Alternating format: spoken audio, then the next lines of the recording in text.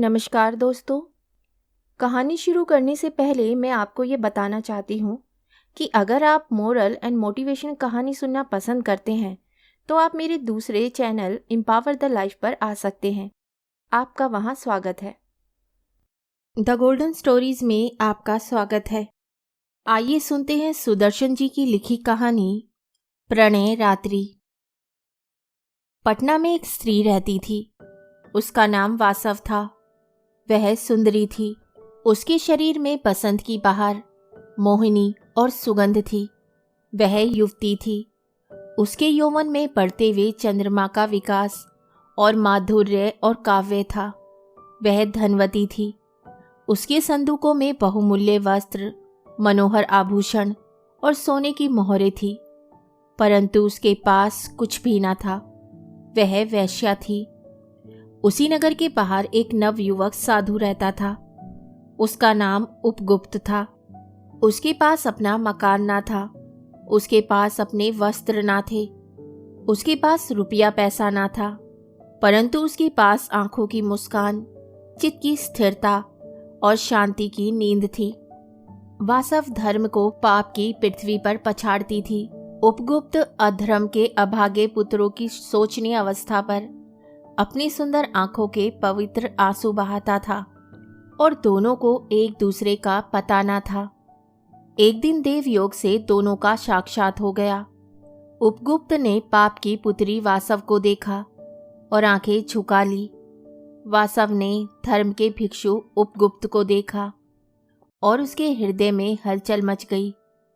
वासव ने कुसुम संगीत से भी सुकोमल स्वर में कहा, जोगी जोगी, यहाँ मिट्टी में क्यों पड़े हो? मेरे साथ आओ, मैं तुम्हें दिल के आसन पर बिठाऊंगी। उपगुप्त के मन मंदिर पर स्त्री के सौंदर्य ने अपनी संपूर्ण शक्ति से आक्रमण किया, परंतु उस पर असर न हुआ।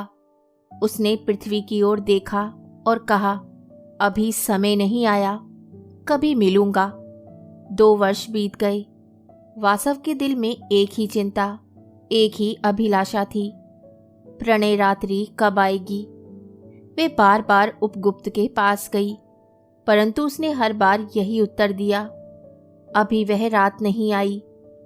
हारकर वासव ने उपगुप्त का विचार भुला दिया, मगर उपगुप्त के हृदय में उसकी स्मृति ज्यों की त्यों बनी हुई थी। पटना में एक स्त्री रहती थी। वह कुरूपा थी। उसके शरीर से दुर्गंध आती थी। वह बूढ़ी थी। उसके शरीर को मौत का कीड़ा लग चुका था। वह निर्धन थी। उसे रोटी के एक एक टुकड़े के लिए दूसरे के मुंह की ओर देखना पड़ता था। यह वही सुंदरी, वही कोमलांगी धनवती वासव थी। आज उसकी तरफ कोई भी देखता ना था। सौंदर्य और यौवन के विनाश का यह समाचार उपगुप्त ने सुना और वह अपनी तपस्या छोड़कर वासव के पास आया। कौन है? मैं उपगुप्त। चले जाओ, वासव ने चीख कर कहा। अब समय नहीं रहा। नहीं वासव, आज ही प्रणय रात्रि है। आज ही मेरे आने का समय है।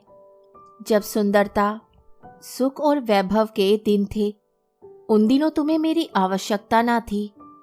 तुम्हारे पास और कई रसिया थे, परंतु आज वे लावण्य बूढ़ा हो चुका। वे शोभा कुमला गई है। वे सुख बीते हुए समय की स्मृति के समान दुखदायक रह गया है। आज वे तुम्हारे प्रेमी कहाँ हैं? आज वे तुम्हारे यौवन के लोभी कहाँ चले गए? किस दुनिया को? आज मेरा समय है। आज मेरी प्रणय रात्रि है। मैं आया हूं और तुम्हें छोड़कर कहीं न जाऊंगा। मैं तुम्हारी सेवा करूंगा। वासव ने मरती हुई आंखें खोली और फिर सदा के लिए आंखें बंद कर ली।